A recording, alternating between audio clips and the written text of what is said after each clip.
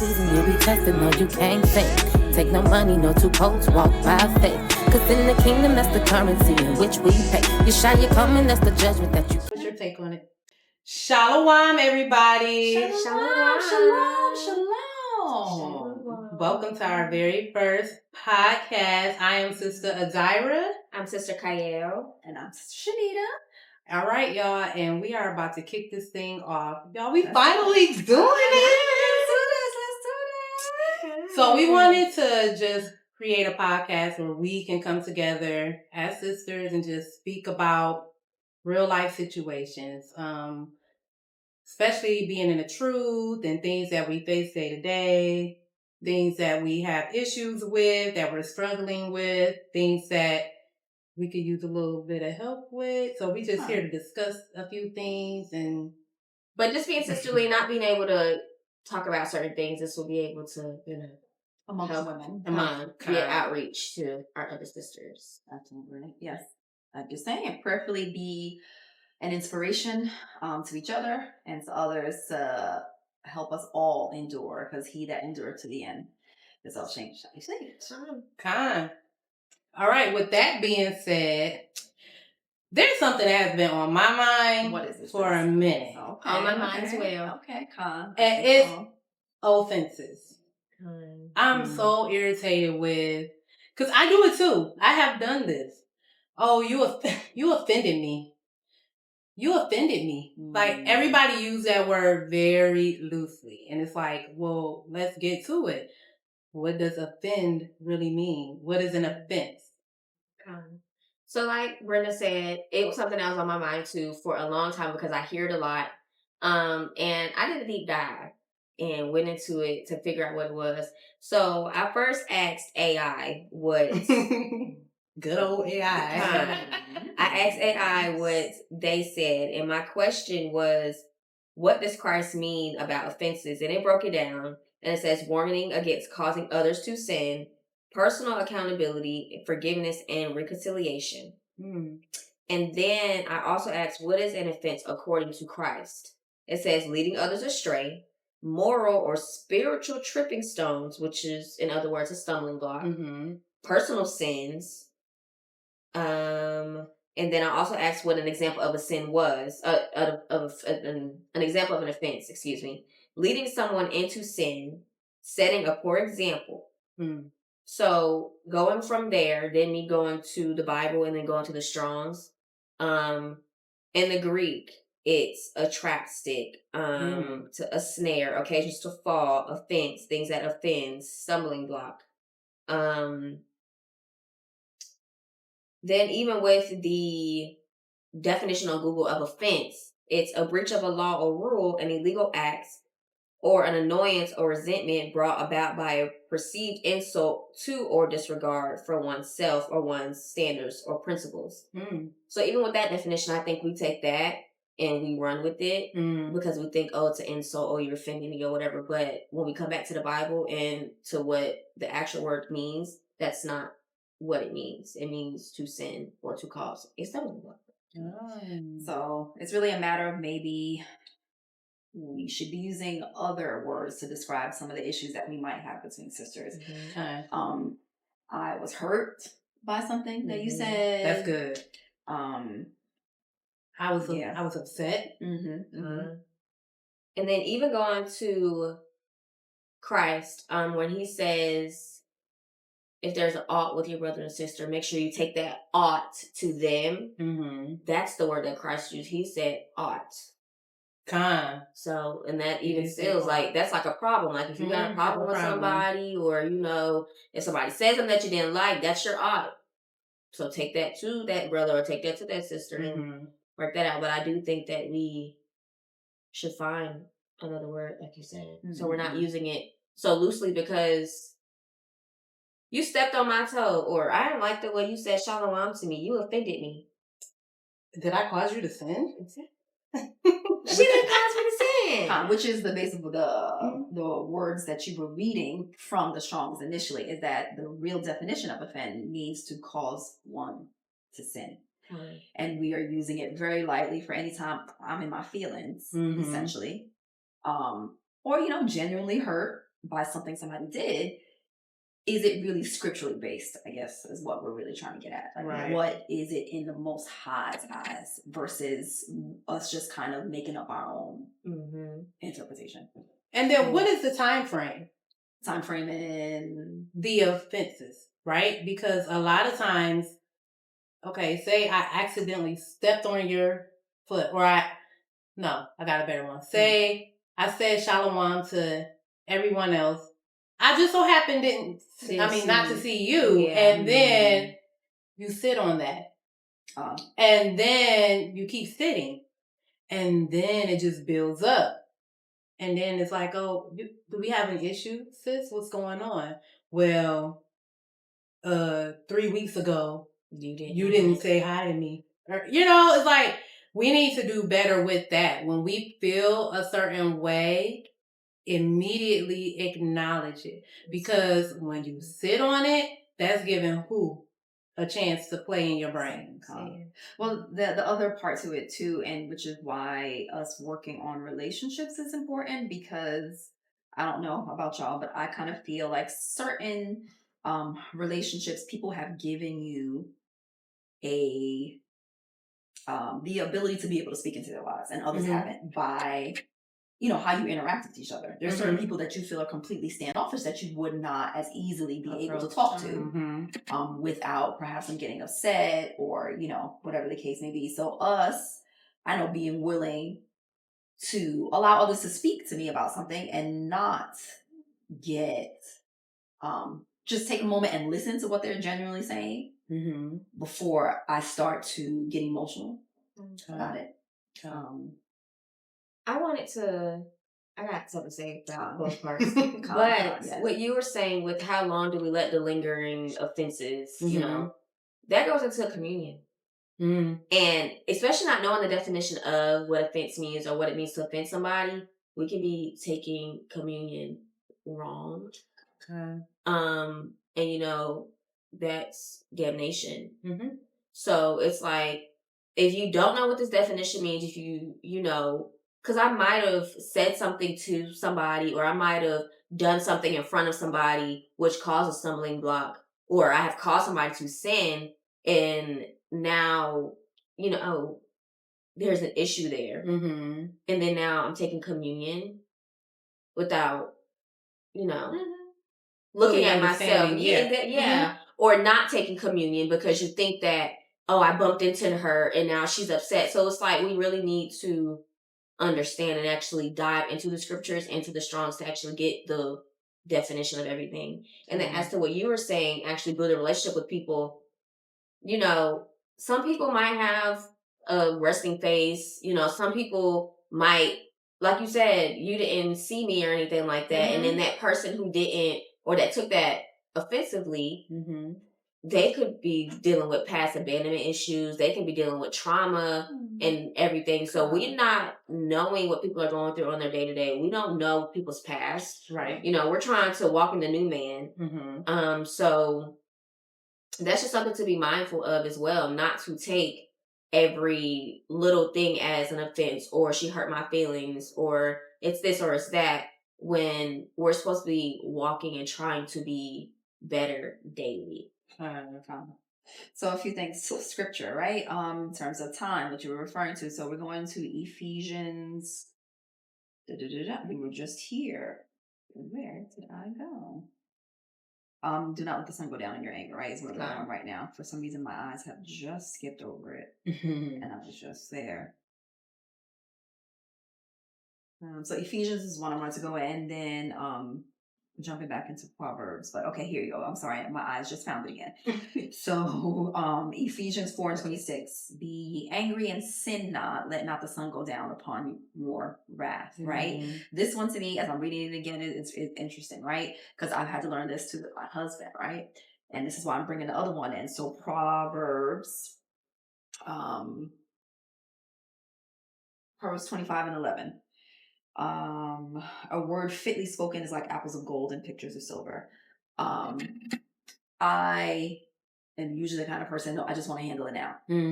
Right? Me too. But a word fitly spoken is like apples of gold. Is it the right time?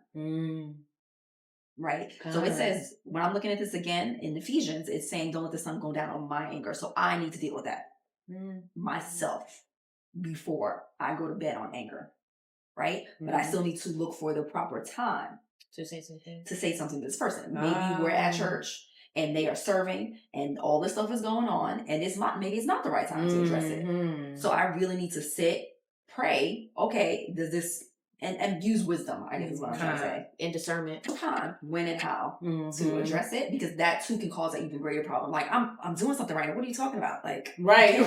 Like, cause a whole nother issue. So can't even yeah. focus right now. Yeah, and some people don't even notice. Like, I've gone and something that bothered me, I thought I, said something to somebody that may have, upset them. And they're like, sis, I don't even know what you're talking about.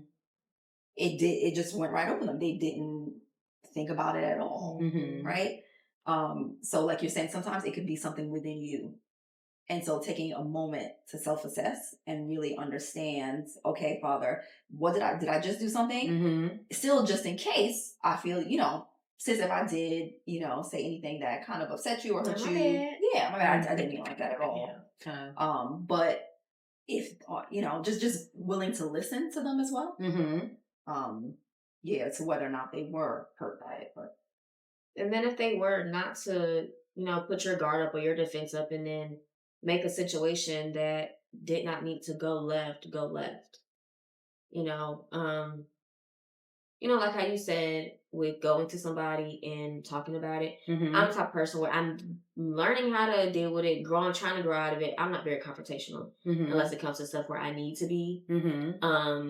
But maybe it's not even me not being confrontational. Maybe it's really not. Girl, it's not that deep. Sometimes. Sometimes I think that's what it is too. Like, it's not that deep to even take it there. You know what I mean?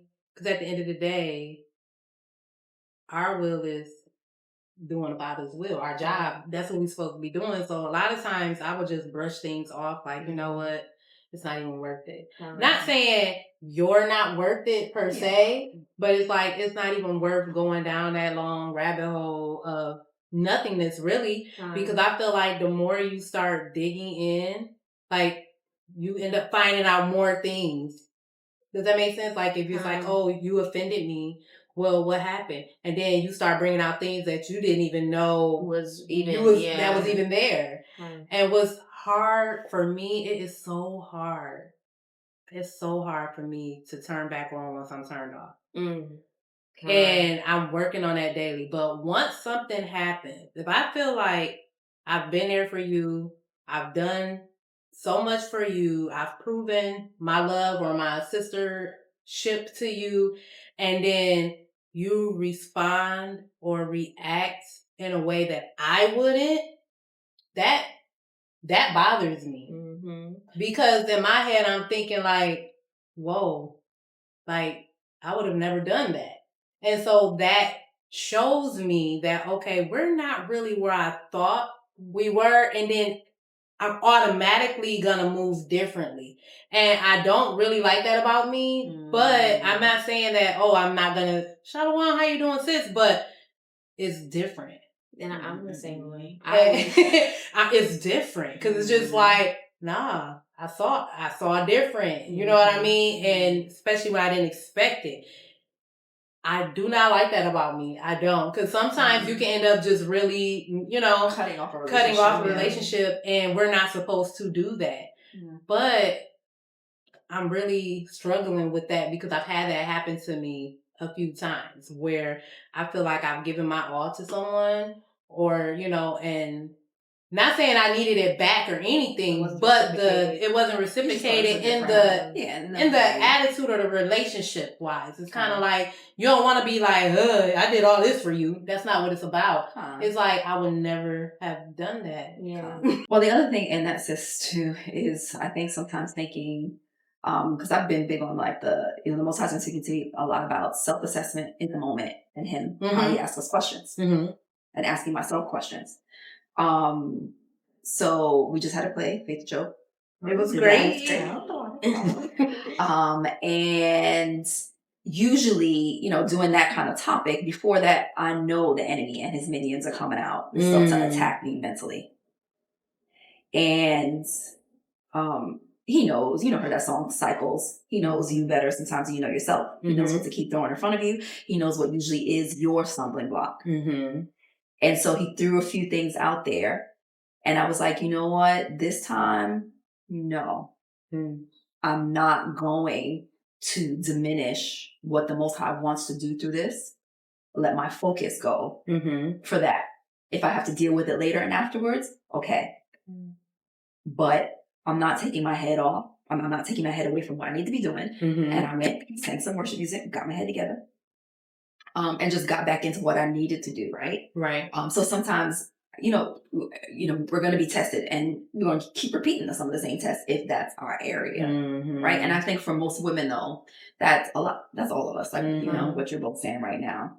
It's just going to be at varying levels. Then we're going to experience it, but. Like you say, I'm the same way. I'm the same way. I get run wrong, and it's like, all right, I'm gonna step back, and I'm not gonna necessarily say I'm not gonna deal with you the same. My love is never like, if you need me, you can call me. We now felt like in that moment we lost that person's trust. Absolutely. And it's like,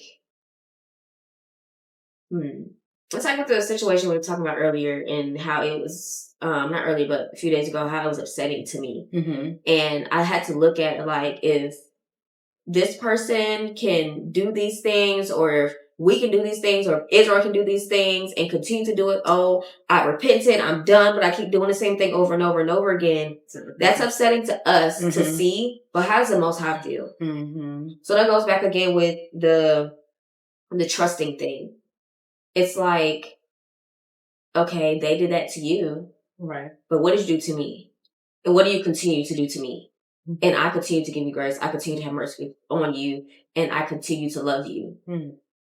So it's like, and that goes back to me saying the traumas and everything. We don't know what that person is dealing with. We don't know what's going on. Give everybody the benefit of the doubt. Like if somebody comes to Shabbat and they just, like, to us, it'll be like, oh, she acting stank. But we don't know what just happened. So it's like just having grace and mercy with everybody. And it's hard coming from the world where we've had to actually deal with people who have done us so dirty compared to maybe what that sister has said or done to you. So it's like really us trying to grow out of that and be as forgiving as possible. So I think that what it boils down to. Don't you feel like it's worse? I feel like it's worse. I'm just going to be honest. Because we're expecting. Coming from the world and then dealing with the nonsense within, I'm expecting different, and it's like elevated. I think it makes you more upset, not offended, more upset to think like, oh, sisterhood, we all know, we all on the same thing. And then wait, what's happening here? Like, whoa, it makes me feel even more. And then that's a stumbling block too. Because then it's like, if somebody on the outside looking in, they're gonna be like, look at them. They act just like they were in the world. How do, like we have to get a grip on that in itself. Be careful. Well, so that comes back to the self-reflection thing. So I was sharing with both of you a while ago, like the Most High was really starting to show me in Scripture how before He even gets into repentance, He likes to ask us questions. So Adam, where are you? He knew where he was. Why are you naked? What? Yeah. What did you do? Cain, why is your countenance falling? Where's your brother? Yeah. Why are you in this cave? Wow, that's deep. So he's asking us questions and inviting us to ask ourselves questions to make the repentance more genuine. Like once you actually do, I think, right? Because if you can sit and self-assess, and you probably do this with your children. I mean, you're a new mother, right? But gosh, was that a good thing to do? Think about that for a second. Was that smart? Was that wise? Okay, so we're not gonna do that again, right? We're not gonna put our hand over the fire. That wasn't wise, right? Okay. And so I think I'm trying to to listen for the questions that he is asking me more before I jump to conclusions about other people.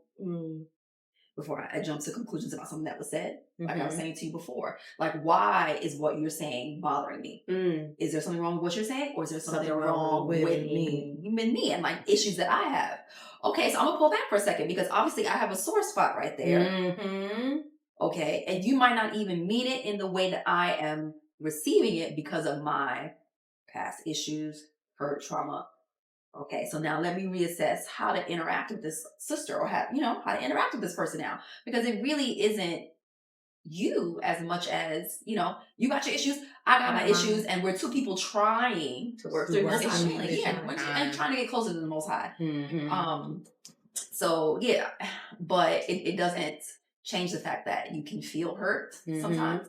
And how now? I was asked, well, how do I still interact with this person now? Because I don't want to be fake. And so, I'm like, shut up. I do that. A lot of people are like, okay, shut up. But to your point, then I know I've kind of distanced myself in a way, right? Because that's how I'm dealing with it. But is that the right way to deal with it? I feel like it'll swing around and it'll come around. Because with me, I'm not going to be mad. Like, that's true. It is what it is. And then I don't know. I guess my husband's like, you're such a social butterfly. And it's like, to me, it's like, okay, I get to the point where it's like, it don't matter no more. It's like I'm in la la land. It's like, it just does not matter anymore. And like you said, the video you posted where you was like, your emotions can teach you things. You said in that moment what that person said to you caused a little, So in those moments, instead of feeling like I was offended or that caused an offense or whatever it is, use that moment to self-reflect and look at, why did that just prick me so bad? Right. What do I need to go and pray about? Check your emotions. Yes, check your emotions. Self-reflect on you. Don't allow what that person said to prick you or you feel like that caused an offense in you. Don't allow that to happen. Just really sit and think about, well, that just took me back to 10 years ago, or that just brought me back to a place that I'm trying to grow from. So that might be something that you need to take steps back and really reflect on what you're needing to work on. Or maybe you don't even understand where it comes from yet. And you need to, that is an opportunity for you to now take and be like, okay, where did this come from? And spend time with the Almighty just figuring that out. To touch back on that emotion part, that video also said something that was so true. It said sometimes those situations will show you what your boundaries are.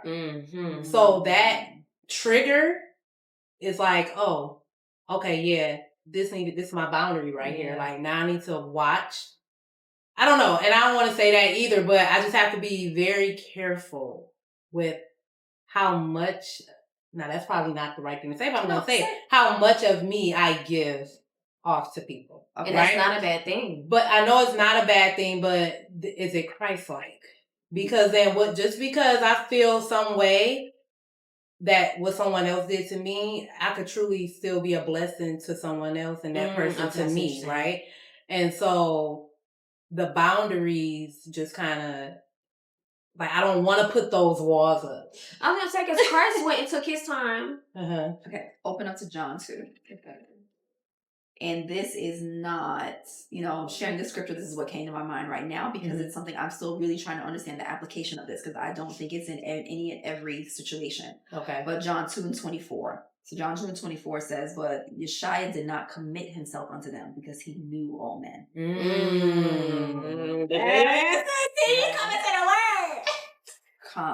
That's how we love you, So it's deciphering, right? And I still always kind of go back. And like, to your point that you were saying before, I can still love and I can be there for people, but I try to, I realized this quite a few years ago. So there are different relationships in your life, right? There's some relationships where people are going to be pouring into you, some relationships where you're pouring into each other, and some where you're pouring into them, and kind of acknowledging that, right? So I know you're the one that I can call and we won't bounce off of each other. I got some where I'm for the most part, you're the one pouring a lot into me, but to some extent, we acknowledge that you were kind of my mentor in a sense. You're my spiritual mentor. Mm-hmm. And then there's some people that I'm the spiritual mentor for, right? So acknowledging that somewhat, you know what I mean, amongst each other. And then to me, that lessens how much I am hurt. Like, okay, if you didn't do something, like you were saying, in the same way, like it's not reciprocated, but maybe it's not supposed to be. Mm-hmm. Dang, you're right. Because with my child, not everything is going to be reciprocated in the same way, right? Because I'm meant to pour into him. So who has the Most High put into your life and for what purpose? And Yeshua knew that. He understood. And then it says here, and needed not that any should testify of man, for he knew what was in man. So he didn't need to be a witness to that because he already knew what they had going on. Yeah, good and bad, all of it. He understood. So it also can, attest to why he stayed on his mission. Because he knew this was likely to happen. People do this. This is the heart of man. I'm still going to stay on my mission. I'm still going to sacrifice my life for you. Absolutely. Even though I know you're not reciprocating in the same way. It is not changing the mission that the Most High has given me. That's it. And that's how we need to look at it. That's how we got to look at it. Got to still keep on moving and be that person. Be that light. Gotta strive to be more like Yes, with the shoulders too. Gotta strive to be more like Christ. Well, I enjoy this, girl. Yes. Oh, beautiful time. Hope you all enjoyed our very first episode. There will be more to come, Most High willing. We got to get these topics together because, this was fun. And before we close out, is there anything that we could work on with the offenses or the topic of being offenses or being offended? Is there anything that I can work on not thinking too much into things? Because even though sometimes I know my head, we're not even gonna go there because it's gonna go even longer. I'm gonna work on not thinking so much into words and things that people say to me. Okay, what about you? I'm gonna land back off of that and really pay attention to the actual offenses that are happening before me and not allow them to cause me to sin or to cause me to stumble. All right. To recognize it and move on around from that thing. All right. And I think I am going to work on continuing to self-reflect and taking a minute to be in the moment so the Most High can actually speak to me and I can hear him speak to me about that situation. And then address what needs to be addressed in a timely manner. I like that. We're growing. We all are. Growing and glowing. Yeah. I think cognac is fun. I'm gonna look out some more, girl. I put some of that on today, but with that, folks. Shalom. Shalom.